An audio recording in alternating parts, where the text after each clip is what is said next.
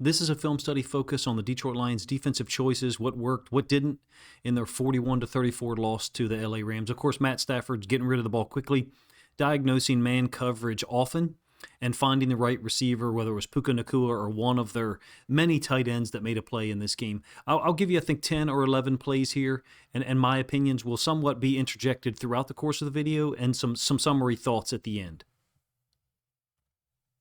Although this one doesn't necessarily have anything to do with the defensive choices or the structure of Kelvin Sheppard's defense, without 3 or even 4 starting defensive backs, you have to include this. This is Aiden Hutchinson's interception. I'm really kind of perplexed about what Matthew Stafford is seeing here. Anzalone's off screen for us, so it's a designed tight end screen into the boundary. 84 comes into the screen, and you can see Alex Anzalone appears with him. That's man. I mean, that's the structure of the Lions' defensive coverages generally. Maybe Stafford is not expecting Anzalone to stick so close to the tight end who's chipping Aiden Hutchinson, but in any case, he just blindly really kind of throws this into the boundary, a location.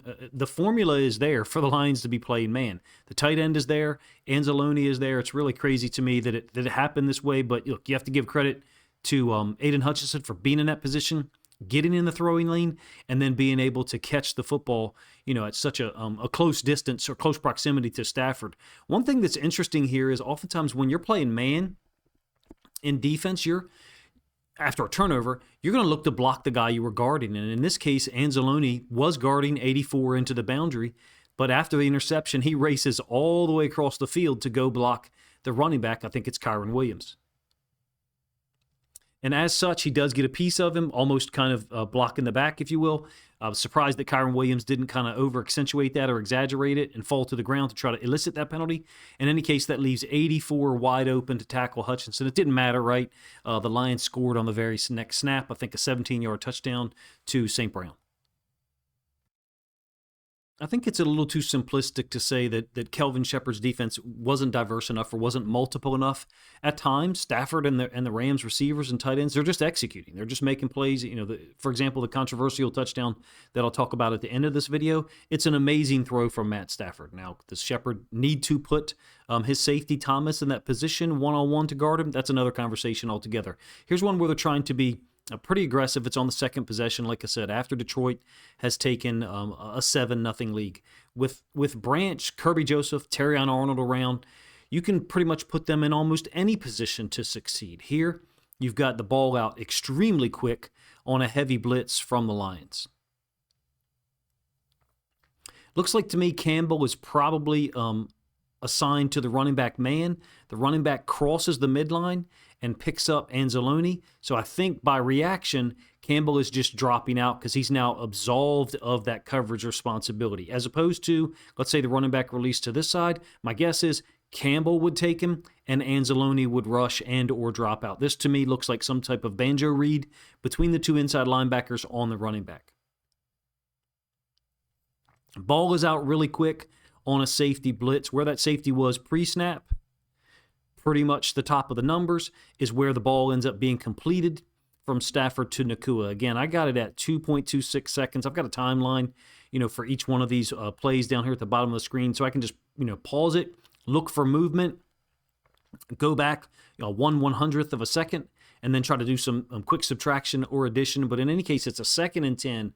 Nacua catches the ball independent of some of the coverage choices. And then the elite nature of the way Stafford's playing quarterback is guys tackling better. That's a 10-yard gain from Nacua. The ball, they had to get to the -38, and he catches it on the -32, perhaps -33. Guys had to be better in certain situations, if you ask me, at trying to bring players down, not just Puka Nacua, who's obviously a different animal to try to tackle one-on-one. Let's start to talk about putting players in position to succeed, which for me is just the definition of coaching. Kirby Joseph, Branch, Terrion Arnold, again, you can put them in multiple situations and they will succeed. There is a difference when you're putting out the safeties that you had to put out this past week, and we'll continue to do so the rest of the way. So it looks like Reed and Hallett are communicating here about this alignment of the tight end and Nacua. This is a 13 personnel group, by the way, 3 tight ends on the field for the Rams. So you're getting a base defensive structure from Detroit in that you've got 2 OLBs. 3 interior linemen, and then 2 inside linebackers. They've rolled a DB up. I think it's Hutchinson to the top side of the screen. So it's a 1 high safety structure. And this, here, yeah, it's a penalty on Hallett, the safety. He's going to have help, it looks like, post-snap from the free safety, who you guys can't see, but his feet are pretty much right there off screen for you. I'm just not sure why Hallett isn't more oriented on this side of the receiver anyway. It looks to me like he's trying to prevent the guy from crossing his face, because he knows that he doesn't have any help over there. Basically, there's no corresponding safety over here on this side of the field because he is the safety. It's in a base defensive structure. If it's Brian Branch playing this version of man, he probably can do so in a more fundamental way and not have to hold because he's got more athleticism and more foot speed. I am not going to argue with people who have complaints about the defensive choices at all. I do see, however, in this game, attempts to be multiple. I do see attempts to be versatile from a coverage standpoint and try to give Matt Stafford things to look at post-snap to force him to process things while the pass rush can get there. However, having said that, Hallett and Thomas being asked to play man-to-man on some of the Rams' tight ends, to me, is not a winning situation. It's not a dynamic that you're going to win 55 to 45 from a percent standpoint. I would say, realistically, no disrespect to those guys, but if you're going to play man with those two on the tight end quality that the Rams have and their design schemes, you're probably looking at a 42 to 58 deficit, maybe even 40 to 60 in terms of wins versus losses. And I think, quite simply, that's why you see Stafford at times going at some of those guys, because he had less success, at least early on, going against what is the best coverage guys that remain for this Lions team. So I'll give you one example of that. Again, it's from the second possession. It's a 3rd and 4. So the target is going to be up top. It's Hutchinson versus Devontae Adams, kind of like a little stutter to the inside, and then a vertical. Nakua on the bottom side of our screen, stutter to the inside, and then a vertical as well. This is going to be a quarterback hit from Muhammad here. I feel like, and I kind of said this in a video earlier this week, or maybe even last week as well, his best pass rush stuff consistently occurs from an inside rush position, oftentimes on the right-hand side. If he's going to be retained for this Lions team in 2026, because I don't think he's under contract, I think that's the best spot for him on 3rd down, obvious passing situations. I think you need a dramatic upgrade opposite of Aiden Hutchinson. I would love it if they kept Muhammad as a guy who could rush on the inside, like you see on this particular snap right here. In any case, Rock is absolutely connected to Adams in phase. He wasn't being left behind by him at all, nor was he being shaken, at least on this play, by some of the small little subtle movements that Adams can do to kind of create pressure or create separation, down the field. That sets up a 4th and 4 here. Like I said, this is on the second possession. Detroit's still up 7-0. This is a big play and an illustration of, I think, Kelvin Sheppard trying to change the look for Matt Stafford post-snap, and it just doesn't work. It's not necessarily anyone's fault. You got to kind of tip your cap to Matt Stafford, in this case Puka Nacua, for getting this done. So post-snap, I think that Stafford is picking up this safety here. Pre-snap, you do have 2 high safeties. There's a staggering in terms of their depth, obviously. But this is a Tampa 2, in my opinion. Not only is it a Tampa 2, because Amik is going to turn and start to look for work vertical. No vertical shows that he feels like he has to deal with because of the width of this seam route. So basically, I think Amik is passing this seam route off to the deeper safety, and then now he's looking for work from the outside receiver. They had trips up there. You had 3 receivers to the top side, even though one of them is a running back. I think it's Blake Corum. In addition to that, Stafford gets rid of the ball quick. Again, this is the route that he throws it to underneath, and I think Stafford believes this is man. It's not. This is a Tampa 2, and they're dropping out a defensive tackle as well. So this is an example for people who want to say that Kelvin Sheppard's defense is extremely versatile. You've got some evidence here. Aleem McNeil, post-snap, is going to drop out. It's basically what I would refer to as a Tampa 2 with an underneath dropper.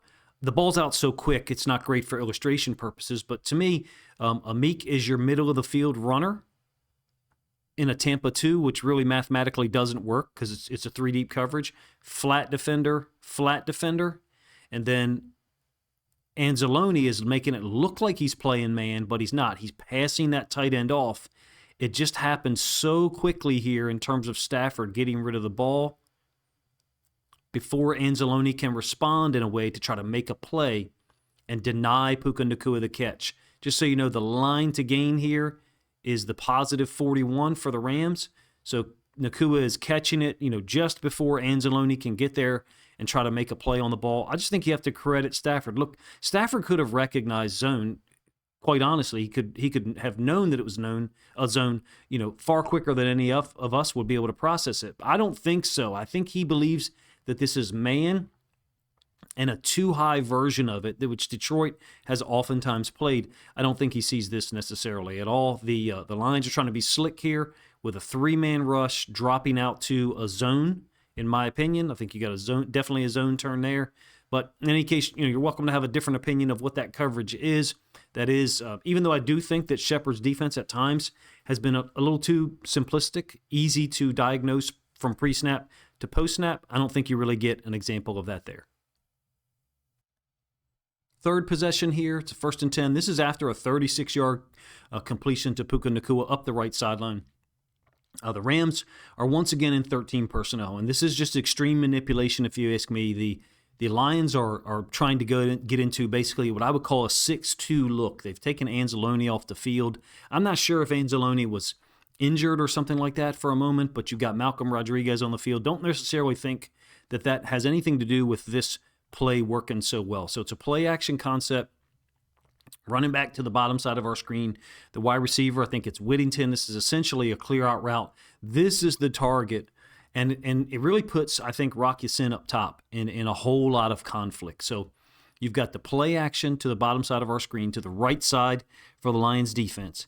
And because Derek Barnes initially chased, so did Malcolm Rodriguez, there's no way to help Rock Ya-Sin here. There's a lot of things happening from a structural standpoint. Number one, DJ Reed is communicating this tight end crosser, and you'll see Avonte Maddox, the free safety, turn and take that over.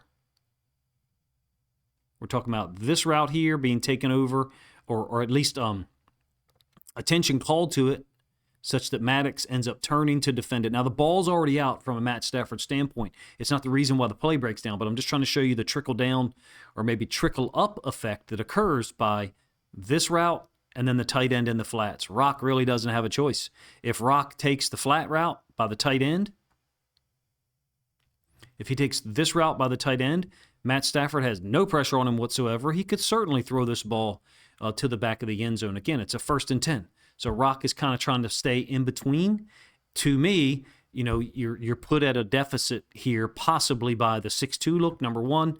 Number two, being in a one-high safety structure. The Rams exploited it. Look, at times, however, they ran the football against that look. So they're operating at a really high level offensively in the run game and the pass game. Being a little bit picky here, if you ask me, but I think at the NFL level, you'd like to be able to defend the tight end in the flats, a wide receiver who's not a real vertical threat, in my opinion. He's not a super talented athlete at the NFL level, and the quarterback on the boot. You should be able to account for those three things out of every single look that you present on the field. Like I said, there's Maddox matching up with the backside tight end who emanated from down here, the left-hand side of the Rams offense. Remember, Reed passed him off. In my opinion, it just shouldn't be this easy.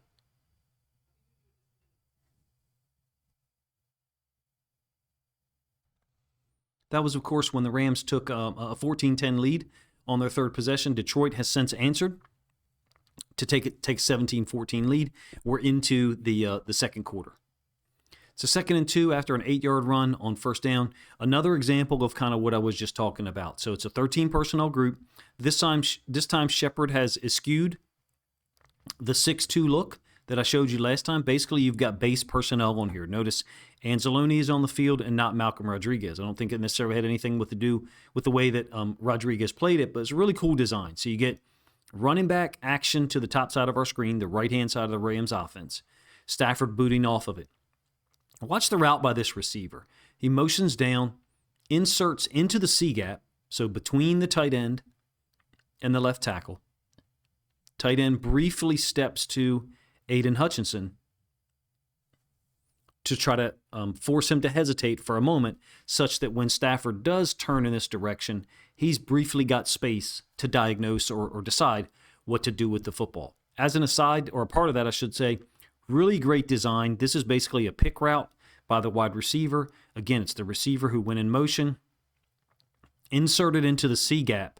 And so what he's doing is he's intentionally running to the outside shoulder of that safety who's rolled up. In my opinion, you're just kind of outflanked here as this safety, being as you have an actual free safety in the middle of the field. What I'm saying is I feel like, once again, you've got an example that he could be on the wrong leverage side, and that could be just experience or the talent level of the player compared to typically, this will be Brian Branch.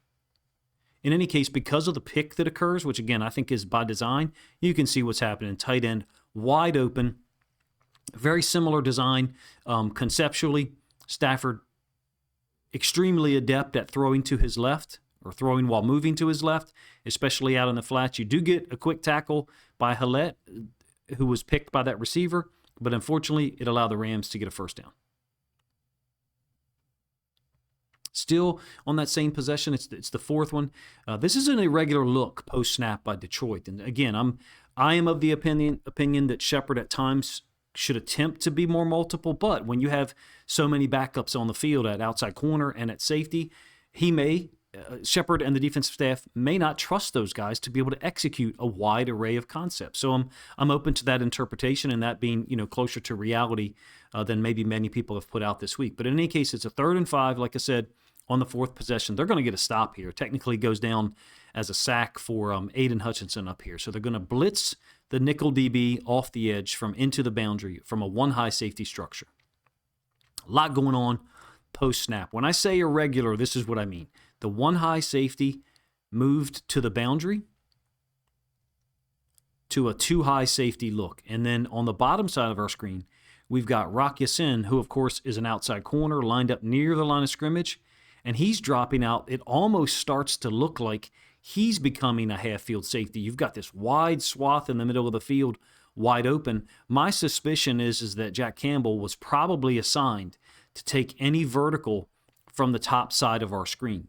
I would think that Detroit probably declared that the passing strength and was basically, if you got a vertical here in the middle of the field, then Jack Campbell was going to try to guard against that and run underneath of it, if you will, somewhat similar to what a Tampa 2 would be called. In addition, another defensive lineman dropping out. I think this time it's Muhammad.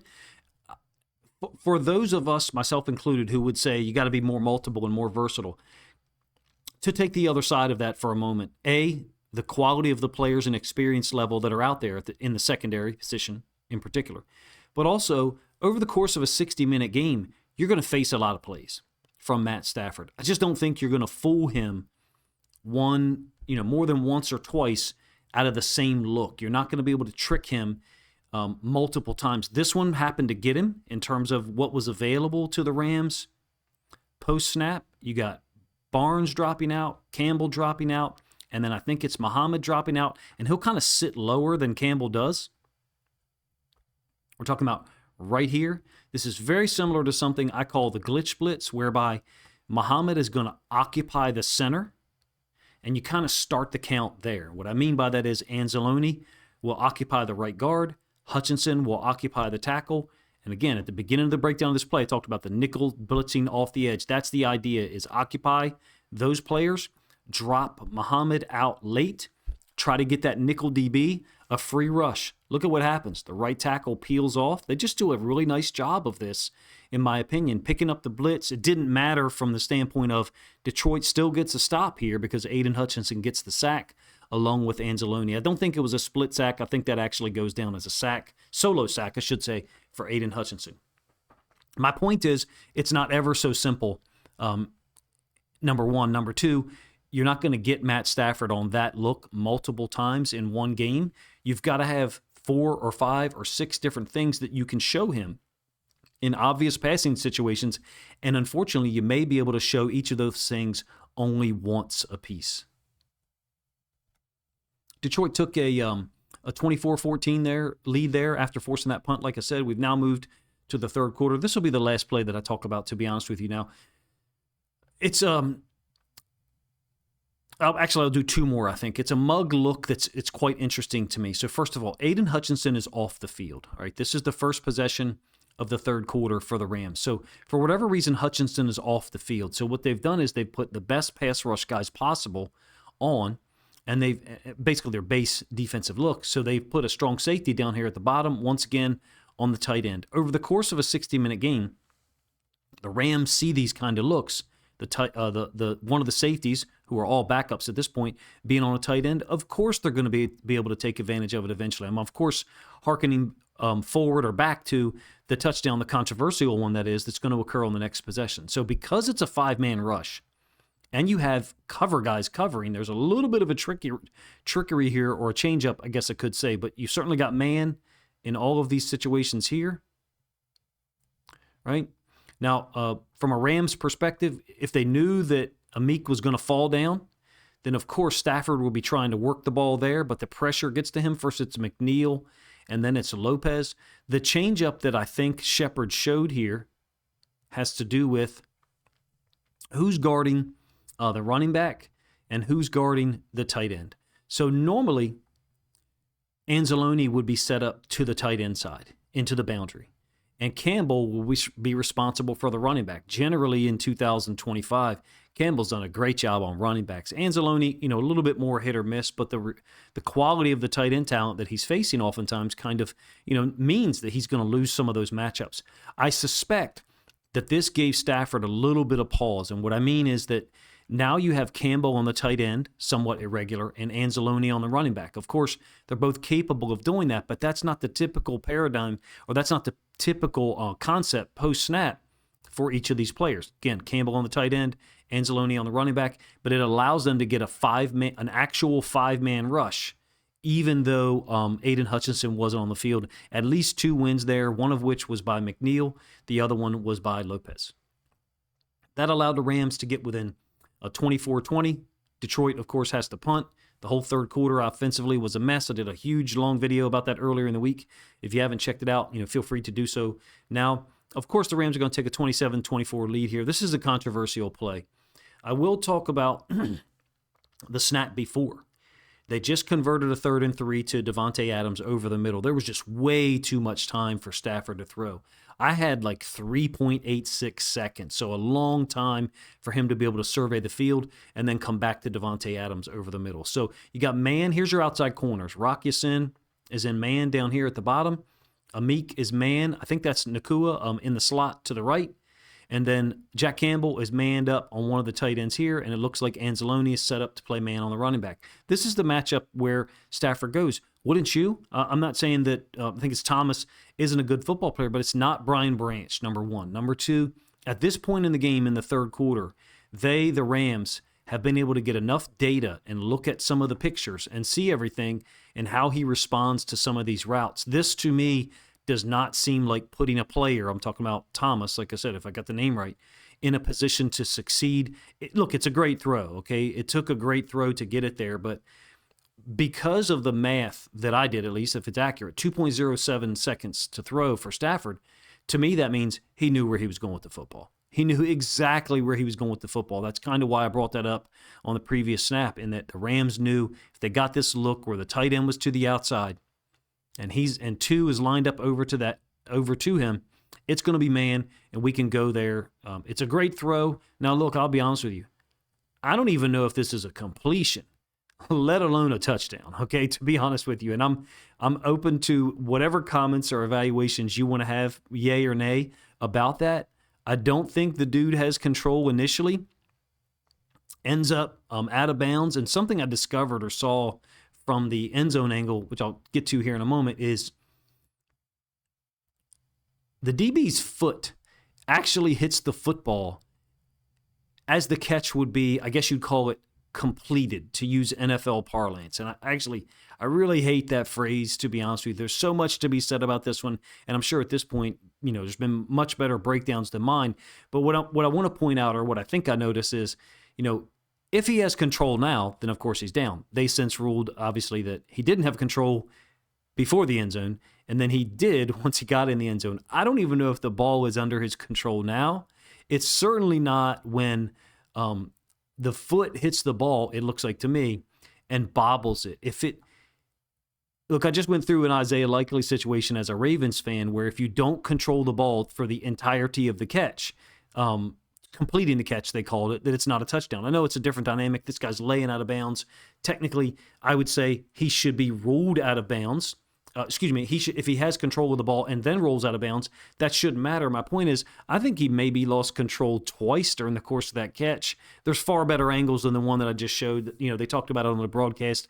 I even saw a video that showed a clip of the Rams coaches being surprised up in the coaches box that it was ruled a touchdown. So in any case, I really don't care, to be honest with you, whether it should or shouldn't be a touchdown, because the NFL doesn't know either. And I don't even know that the NFL cares, because these calls are so wildly inconsistent on a weekly basis.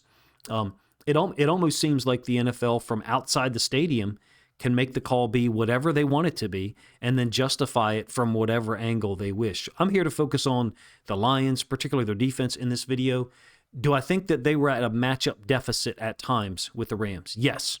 However, one thing I've suspected for a couple of years, and I'll talk about it with Anzalone, by putting Anzalone on tight ends so often in obvious man situations, I felt like it almost elicited or attracted more targets for those tight ends. And no one from the Lions has ever discussed it in this way. It's just a thought that I've had in the back of my mind that it might be some subtle genius, which is we're going to subtract 3 or 4 or 5 throws in a particular game to, let's say, Puka Nacua, and have you target a tight end who's lesser talented more often than you typically would be. My problem with that, if that is the approach here, by being so obvious about playing man in this particular situation, my problem there would be this. Where does Thomas rank in your coverage structure if you just would rank our best coverage guys from 1 to 10? Everyone healthy, of course, he's going to be really far down that list. And I used this phrase earlier in the video. It's about putting players in position to succeed, even though that Rams tight end who, quote, caught the touchdown is probably not their 3rd or even 4th best pass catcher. Thomas probably ranks 7th or 8th or even 9th on that list from a coverage standpoint in terms of quality and consistency at the NFL level. And that would be my complaint for some of these situations. If you're going to be so obvious about it when you're playing man and Brian Branch is on the field and you have a real deterrent back there as a free safety in Kirby Joseph, I think we'd all be in favor of that, right? But that's not the dynamic that we've got now. And I do think that there is reason or rationale, impetus, I guess you could say, for Kelvin Sheppard and those guys to be a little bit more multiple. How many times over the course of a game, if a quarterback throws the ball 35, 37 times, maybe it means you should be a little bit more multiple and use disguise another 6 or 7 times. Is that realistic? I don't know at this level, given the safeties that you have and the homework that all these quarterbacks do. Aaron Rodgers is who they're going to face this week for the Steelers, regardless of what Lions fans, of course, would think of him. I saw him come to Baltimore and process everything we showed him for 2.5 to 3 quarters. It may come down to a game where you have to outscore someone, but I don't think so this week, man. It's difficult for me to look at that Steelers offense and think that they're going to be able to execute consistently over a 60-minute period, even against this Detroit Lions defense, unless you just show Rodgers the coverages for 6 to 8 seconds before the snap and then give him the same look post-snap. He will, of course, be able to process that and try to put the ball in the right place, and then it'll come down to guys making plays and being in the right coverage alignment or leverage post-snap. So if you guys enjoyed this video, please let me know in the comment section, number 1. And let me know what your thoughts are on the Kelvin Sheppard defense. It's fashionable or easy to be critical right now because over the last 4 weeks, they've given up so many passing yards. You need to go 3-0 at this point. The Vikings game next week looks drastically different now that 3 of their starters are out. So this one is huge, and it's so ironic and so crazy that it's Aaron Rodgers coming into Detroit's build. And I'm really looking forward to the game. I hope you are. If you guys enjoyed the video, please let me know in the comments section, number one. Number two, if you would kindly attempt to help this video gain more exposure and possibly views, then please consider grabbing a link to this video, sharing it out on social media so other Lions fans can enjoy it as well.